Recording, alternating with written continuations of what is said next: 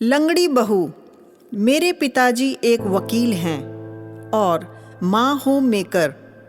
जब से मैंने होश संभाला है, माँ को एक अलग अवस्था में देखा है, बिल्कुल शांत, संतुष्ट और अनडिमांडिंग, जैसे उनकी सारी इच्छाएं, आकांक्षाएं पूरी हो चुकी हों और वो एक ऐसी स्थिति को प्राप्त कर चुकी हों जहां कोई शिकवा शिकायत नहीं रह जाती। पिताजी अक्सर उन पर चिल्लाने लगते थे।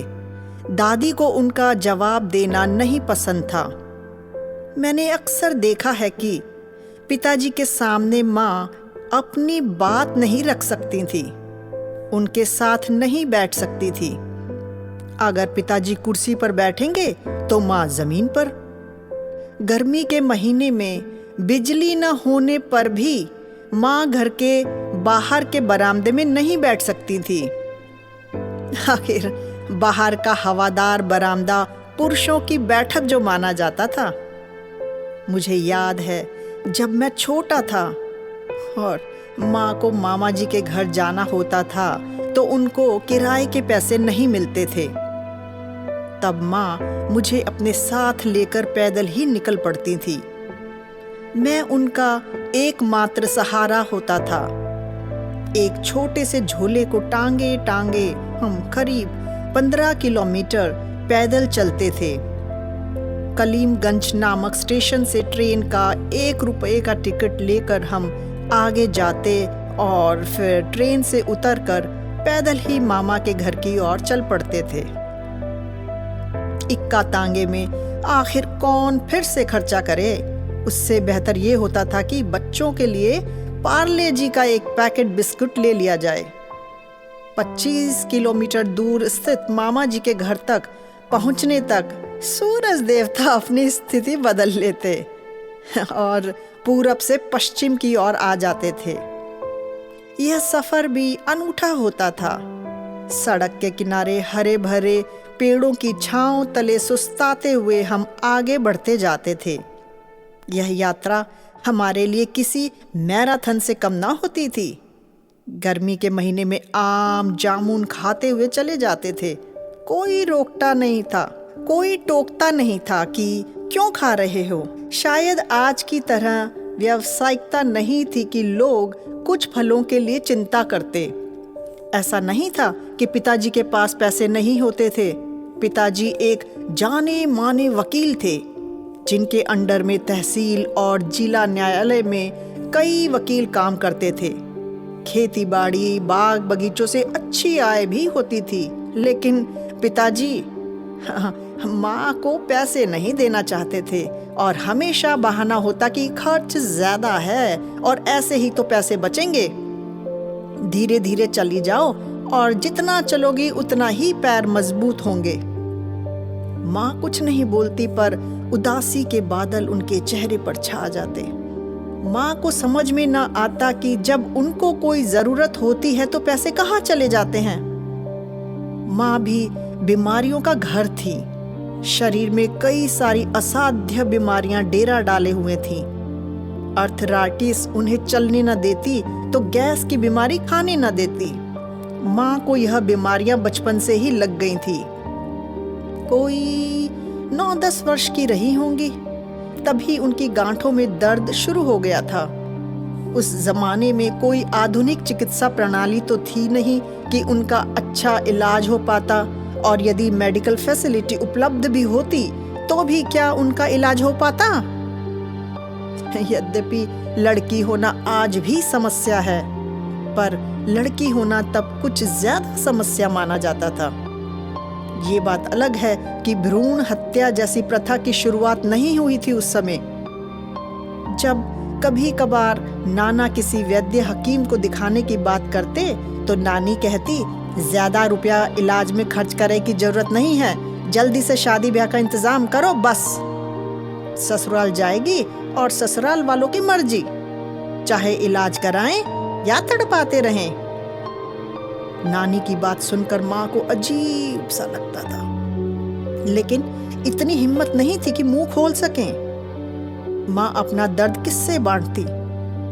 बकरियों को चराने खेतों में ले जाती और पेड़ के नीचे बैठकर सुबक सुबक कर रोती और अपना दर्द निकाल देती।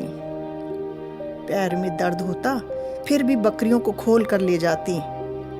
दिल के दर्द से पैर का दर्द बहुत कम जो था। सुबह से शाम तक माँ खेतों में बकरियों को चराने के बहाने बाहर ही रहती। घर पर रहकर बार बार माँ की डांट सुनने से बेहतर बाहर ही रहना अच्छा था।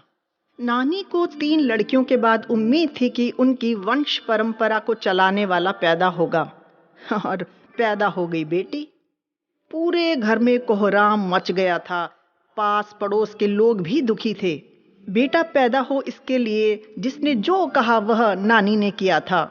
हर किसी की सलाह मानी, मन्नतें मांगी। जब बेटी हो गई तो सभी ने एक स्वर में कहा कि दिल से मन्नत ना मांगी होगी या अरदास में कोई भूल चूक हो गई होगी, क्योंकि ऐसा हो ही नहीं सकता कि आजमाए नुस्खों को अपनाया जाए और नतीजे न मिले।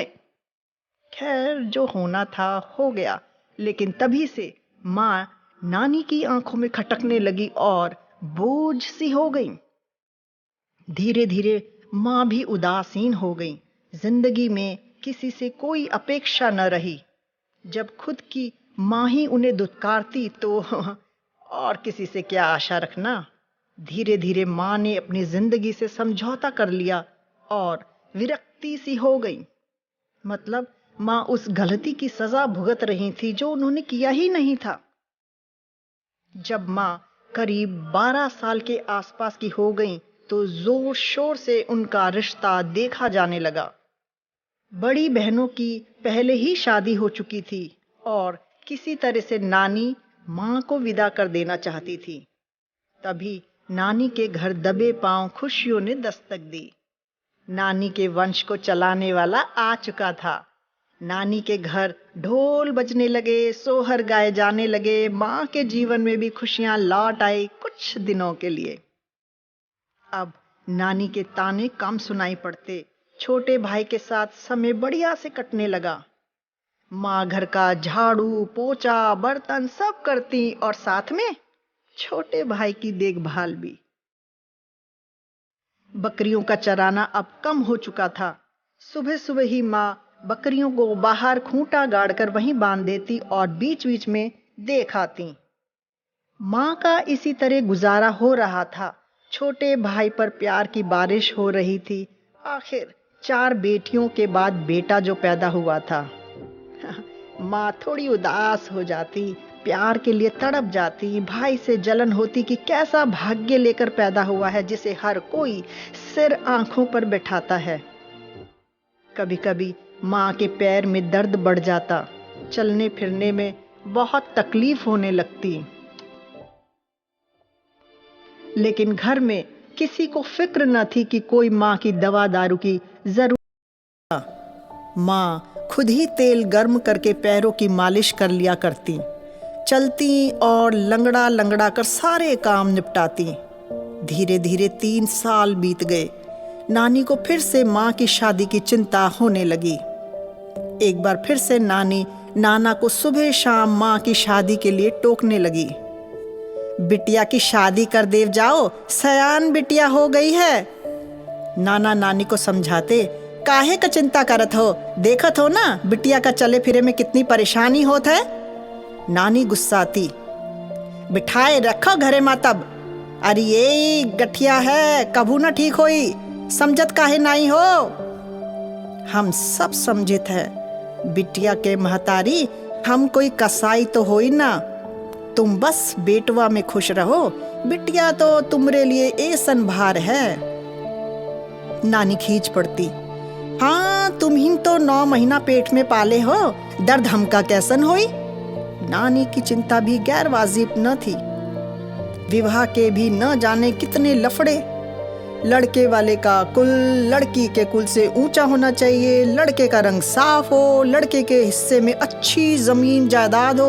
अगर ये सारी बातें सेट हो जाती तो लड़की और लड़के का मैच पंडित महाराज पत्रे में करवा ही देते थे। काफी खोजबीन के बाद नाना को लड़का मिला और वह भी इंटर पास, साथ ही अच्छी जमीन जायदाद और शादी तय हो गई। उस जमाने में लड़का लड़की को एक दूसरे को देखने का चलन तो था नहीं। गांव में शादियों की उम्र के लिहाज से मेरे पिताजी की उम्र भी ज्यादा हो गई थी। बाबा भी एक अच्छे रिश्ते की तलाश में बहुत दिनों से थे। शादी में नाना जी अपनी हैसियत के हिसाब से अधिक खर्च करने को तैयार थे। शायद मन में कहीं यह बात थी कि बेटी को गठिया है, थोड़ा पाँव डबकाती है, तो इस बात की कमी अधिक दान दहेज देकर पूरा कर दिया जाए। जब नाना शादी की तिथि तय करने पहुंचे तो करीब 30 लोगों के साथ आए। पूरी 2 बैलगाड़ी और 10 साइकिल से लोग जब बाबा के गांव पहुंचे तो पूरा बवाल मच गया।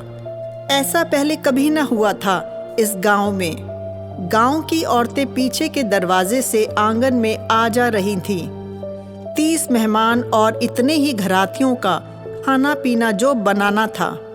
औरतें दादी से कह रही थी, अम्मा बड़ी भाग्यवान हो तुम, तभी तो इतना बड़ा रिश्ता आया है तुम्हारे घर में।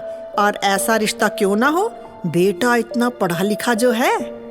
दादी का सीना गर्व से चौड़ा हो गया था। आखिर संतान जब लायक निकल जाती है तो इसमें दोनों की सफलता होती है, संतान की भी और माँ बाप की भी। उड़द की दाल, चावल, उड़द का बड़ा, 2 तरह की सब्जी, मुरब्बा, अचार, सब कुछ बनाया जा रहा था। पूरा का पूरा उत्सव का माहौल था। गांव के पंडित आ गए। लड़का लड़की का राशि नाम पूछकर पंडित बोले, लड़का चूहा और लड़की बिल्ली है। सभी चिंतित हो उठे। अब क्या होगा? बाबा बोले, पंडित जी तुम ही कुछ जुगत निकालो, ये शादी टूटे ना चाहिए। पंडित जी बोले, चिंता ना करो चौधरी, समस्या है तो उसका हल भी है। सभी के चेहरे पर खुशी वापस आ गई। पंडित ने चावल की अक्षत बनाई, हरी दूब उखाड़ी और नाना तथा बाबा की हथेली पर रखकर कुछ बुदबुदाने लगे। थोड़ी देर बुदबुदाने के बाद पंडित जी बोले, अब सब ठीक है। बाबा मनिहार से बोले, लाओ रे गोला दागो तो पूरे क्षेत्र का पता लागे का चाहिए कि हमरे बेटा के बिहार पूछा जाता है। धड़ाम करके गोलों की बारिश शुरू हो गई। घर में औरतें मंगल गान गाने लगी। सभी खुश थे। गांव वाले भी बहुत प्रसन्न थे कि एक बारात में जाने का मौका मिलेगा। सब अभी से प्लान करने लगे कि शादी में क्या क्या कपड़े पहनने हैं। गांव के दर्जी, नाई, कहार सभी खुश थे कि चौधरी के घर से अच्छी खासी रकम मिलेगी। पर अचानक गालियों की आवाज सुनाई पड़ने लगी। गांव के ही रामसुख की आवाज थी। वह बाबा को माँ बाप की गालियां दे रहा था। दरअसल रामसुख को गोलों की आवाज से बहुत डर लगता था और यहाँ तो गोलों की धड़ाम धड़ाम करीब आधा घंटे चलती रही थी। रामसुख पहले तो भुसेले में बैठा रहा। बाबा का लिहाज था, कुछ कैसे कहता, पर कब तक भुसेले में बैठता। सांस फूल रही थी, साथ ही सांप गोचर का डर लग रहा था। जब जान पर बन जाए तो आदमी प्रतिरक्षा में या तो आक्रमण करता है और यदि कमजोर हुआ तो गालियां निकलती हैं। वही रामसुख कर रहा था। बाबा समझ रहे थे, अतः कुछ नहीं बोले। खैर दिन तारीख निकल गई और विवाह की तैयारियां शुरू हो गई। माँ न तो खुश थी और न दुखी। चिंतित जरूर थी कि वह तो माँ का घर है, ससुराल जाने पर वहां लोग क्या कहेंगे। जब किसी की शादी तय होती है तो अक्सर लड़कियां सपने में खो जाती हैं। कोई राजकुमार सफेद घोड़े पर बैठकर आएगा और साथ ले जाएगा। पर माँ का ऐसा बिल्कुल ख्वाब नहीं था। गठिया की बीमारी ने माँ के सपनों को चकनाचूर कर दिया था। माँ को लगता था कि अब आगे की जिंदगी घिसट कर ही गुजारनी है, चाहे यहाँ गुजरे या वहाँ गुजरे। इधर कुआं है और उधर खाई, मरना तो दोनों में है। शादी के बाद जब माँ विदा होके आई तो दादी बड़े उत्साह से गांव की महिलाओं के साथ बहू की प्रतीक्षा कर रही थी। हाथों में आरती की थाली लिए वह गृह लक्ष्मी की बैलगाड़ी से नीचे उतरने की बाट जो रही थी। नाना जी ने इस बार भी देने में कोई कोर कसर न छोड़ी थी। सामान से लदी हुई 4 बैलगाड़ियां साथ आई थी। गांव के लोग दांतों तले उंगली दबाए हुए थे कि बहू कितना अधिक सामान लाई है। जब माँ बैलगाड़ी से उतरी तो उनका पांव सही नहीं पड़ रहा था। बहुत छिपाने के अथक प्रयास के बाद भी माँ घूंघट डाले हुए लंगड़ा कर ही नीचे आई। सभी ने सोचा कि अत्यधिक झुनझुनी होने के कारण सही से पांव नहीं पड़ पा रहे होंगे। कई बार लगातार बैठे रहने के कारण खून का बहाव कम होते जाने से ऐसा होता है। दादी ने बोला, थोड़ी देर बाद पैर ठीक हो जाई, परेशान ना हो बहू। माँ कुछ नहीं बोली। धीरे धीरे दादी बहू को घर के अंदर ले गई, उन्हें बिठाया। मुंह दिखाई की रस्म शुरू हुई। गांव घर की महिलाएं बहू की सूरत देखकर बहुत खुश थी। उन्हें दादी की किस्मत से जलन हो रही थी। इतनी सुंदर बहू और साथ में इतना दान दहेज। माँ बहुत खुश थी कि ससुराल वाले अच्छे मिले हैं। दादी ने जिस तरह उनका स्वागत किया था, यह उनके लिए बड़ी खुशी की बात थी। बहू को सबसे अधिक असुरक्षा सास से ही होती है। अगर सास माँ जैसी मिल जाए तब क्या कहने। सुबह माँ उठी तो पैरों में तेज दर्द था। सुबह सुबह ही उठना पड़ा। खाना बनाने की रस्म जो पूरी करनी थी, माँ से चला ना जा रहा था। खुशियाँ काफूर होने वाली थी। दादी ने पूछा, अब भी काहे लंगड़ात हो बहू? माँ क्या बताती, रोने लगी। दादी को माजरा न समझ आया। वह बोली, चली कि तनी लेटो तो। दादी ने माँ के दोनों पैरों को देखा तो दोनों घुटने सूजे हुए थे। पैर भी थोड़ा टेढ़ा लग रहा था। दादी की अनुभवी आंखें समझ चुकी थी कि हो ना हो यह गठिया बयार है। दादी को चक्कर आने लगे। उन्होंने कभी कल्पना न की थी कि उनका पढ़ा लिखा बेटा लंगड़ी बहू पाएगा। वह बाहर गई और रोने लगी, हाय राम, किस्मत फूट गए हमार, लंगड़ी बहू मिल गए हमका। दादी का रोना सुनकर उनकी सभी बेटियां और पास पड़ोस की औरतें भी एकत्रित हो गईं। सबने एक सुर में कहा, लंगड़ी बहू। फिर सब एक दूसरे से खुसर पुसर करने लगे। लोगों के एक एक शब्द माँ पर वज्र की तरह प्रहार कर रहे थे। शब्दों की चोट शारीरिक चोट से अधिक पीड़ा पहुंचाती है। इस घटना के बाद से तो लोगों का व्यवहार ही बदल गया था। दादी तो बहुत ही अधिक खफा थी। कई बार तो नाना जी को वो खरी खोटी सुनाती, दगाबाज, धोखेबाज जैसे शब्दों से नवाजती। दादी को लग रहा था कि उनके हीरे जैसे बेटे के गले में लंगड़ी लड़की बांध दी गई है। माँ इस स्थिति के लिए पहले से तैयार थी। जब अपनी माँ ने उनका ध्यान नहीं रखा तो यहाँ कोई आशा कैसे रखी जाए। यहाँ तो पति और सास के सपने टूट गए थे। हर कोई चाहता है कि एक सामान्य व्यक्ति से शादी करे। माँ के अनबैलेंस्ड पैरों ने उनके रिश्तों में खासा असंतुलन ला दिया था। पति केवल सामाजिक मर्यादा के कारण रिश्ता निभाते थे, उनका और इंटरेस्ट नहीं था। सास तो हर सही गलत बात पर जली कटी सुनाने लगी थी। माँ और पिताजी की आपस में बातचीत नहीं होती थी। दोनों की जिंदगी में ऐसा कुछ कॉमन नहीं था। वह तो शुक्र था कि माँ खूबसूरत थी और जब माँ बैठी रहती तो बिल्कुल राजकुमारी लगती। लेकिन माँ के लंगड़ेपन ने उनके पैरों के नीचे की जमीन हिला के रख दी थी। हालांकि यह माँ के लिए कुछ नया नहीं था। उनको पहले ही अंदेशा था कि ऐसा कुछ होने वाला है। धीरे धीरे माँ लंगड़ी बहू के नाम से जानी जाने लगी। घर परिवार, रिश्तेदार, नातेदार सभी लंगड़ी बहू, लंगड़ी दुल्हन, लंगड़ी भौजी, लंगड़ी चाची से माँ को संबोधित करने लगे। कुछ लोग तो लंगड़ीवा कहकर भी पुकारने लगे। माँ के पूरे अस्तित्व पर लंगड़ी नाम का विशेषण भारी पड़ रहा था। उनकी खूबसूरती, उनका स्वभाव, उनके सारे गुण लंगड़ेपन के भार तले दबे जा रहे थे। धीरे धीरे माँ ने भी सब सहना सीख लिया था। माँ सोचती, आंख के अंधे को अंधा ना कहेंगे तो और क्या कहेंगे। लंगड़ी हूँ तो लंगड़ी ही तो कहेंगे सब। सबसे बड़ी बहू होने के नाते माँ को जो प्यार और सम्मान मिलना चाहिए था वह न मिला। पिताजी की वकालत बढ़िया चल रही थी। पिताजी जितना कमाते पूरा का पूरा दादी के हाथों में रख देते थे। माँ के अगर कुछ निजी खर्चे होते तो भी वह उसके लिए तरसती थी। अगर किसी के अंग में कोई समस्या है तो होना चाहिए था कि उसकी देखभाल किया जाए। इलाज किया जाए। लेकिन माँ के केस में इसका उल्टा हुआ। दादी को एक बंधुआ मजदूर मिल गई थी। सुबह से शाम तक माँ खटती रहती, झाड़ू, बर्तन, खाना बनाना, आटा पीसना, जानवरों को चारा पानी देना। सोने के अलावा जो टाइम बचता वह घर वालों की सेवा में बीतता। माँ ने परिस्थिति के आगे समर्पण कर दिया था और वह धैर्य का सागर हो चुकी थी। दादी के अन्य बेटों की खेती की जिम्मेदारी थी। खेती बाड़ी में जो भी आमदनी होती वह भी उन लोगों के अनुसार ही खर्च होती थी। जिंदगी एक रूटीन पर चल चुकी थी। अपनी शारीरिक अपंगता को माँ ने अपने जीवन का अभिन्न अंग मान लिया था।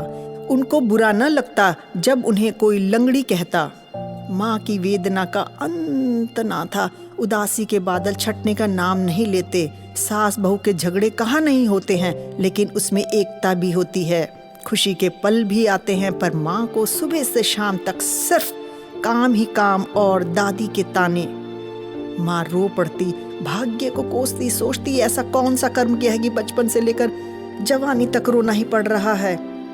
एक दिन तो हद हो गई जब घर की चक्की से आटा पीसने के बाद उसमें 1-2 गेहूं के अध पिसे दाने निकल आए, और इतना ही दादी के गुस्से का विस्फोट होने के लिए पर्याप्त था। दादी माँ को जली भुनी सुनाने लगी। कारे लंगड़ीवा, तुमरे कौनक सहूर नहीं है कैसा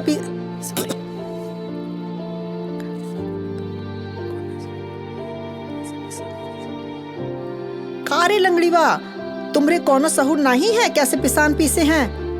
अब माँ को क्या पता था, उन्होंने तो अपने हिसाब से सही आटा ही पीसा था। बोली, अम्मा पिसान तो सही माँ पीसा है।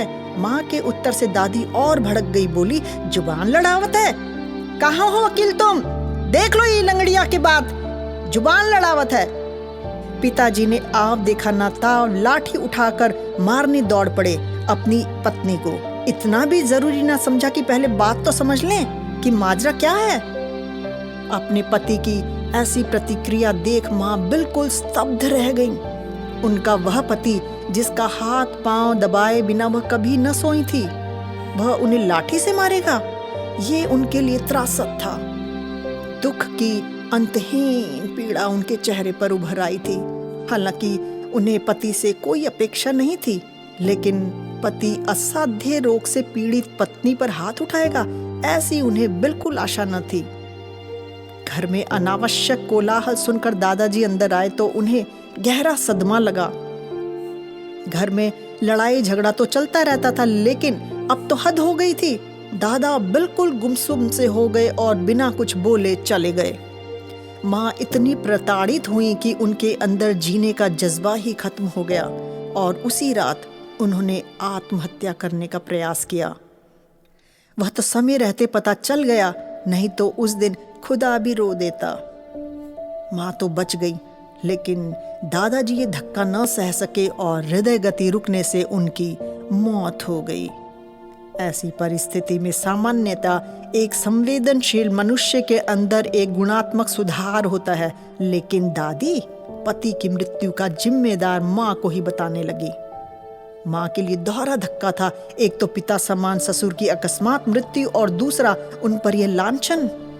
माँ सोचती कि वह मर क्यों ना गई पैदा होते ही। इतना सब हो गया, लेकिन नानी के घर से किसी ने यह नहीं सोचा कि माँ को कुछ दिन वापस ले जाएं, उन्हें प्यार भरी सांत्वना और सुरक्षा दें। माँ ने जीवन से कुछ भी चाहना छोड़ दिया था, लेकिन कहते हैं समय हमेशा कट जाता है, बस थोड़ा धीरज होना चाहिए। माँ के संग भी ऐसा हुआ और उनका समय बदला। वह दिन आया जब लंगड़ी बहू माँ बनी और उसने सुंदर से लड़के को जन्म दिया। दादी की खुशी का पारावार ना था, आखिर पोता तो हुआ था।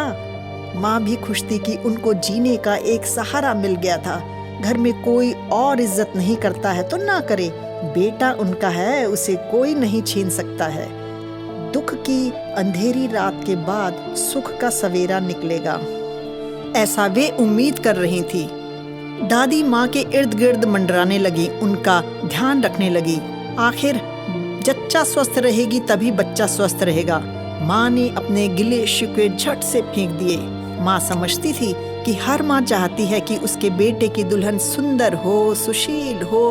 फिर दादी का क्या दोष? अगर मैं लंगड़ी हूँ तो उसकी भर्त्सना तो सहनी ही पड़ेगी, जिसमें किसी को दोष क्या देना। दादी जैसी भी हो, पर उन्होंने कभी ये बात मुंह से न निकाली कि बेटे के लिए दूसरी बहू लाऊंगी।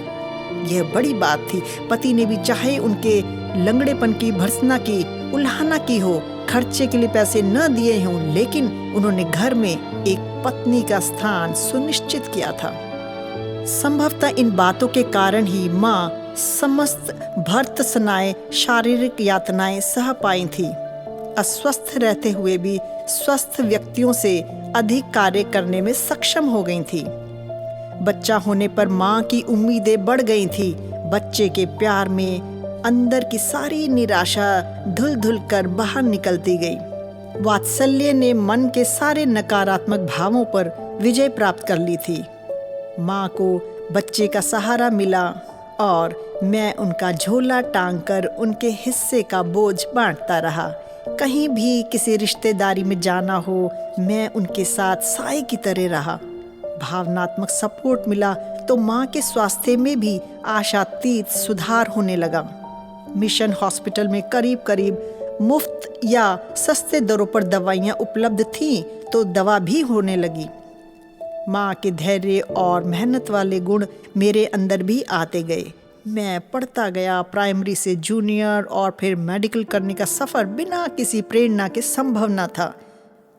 मैं पढ़ लिख कर डॉक्टर बन गया। इन सब के बीच यह ज़रूर रहा कि माँ मेरे करीब और करीब आती गई। सब अब मेरा भी एक स्टेटस था, और जैसे जैसे माँ को मैं महत्व देता, वैसे ही घर बाहर के अन्य लोग धीरे धीरे माँ को महत्व देने लगे। दादी अब बहुत बूढ़ी हो चुकी हैं। पिता की भी एक उम्र हो चुकी है।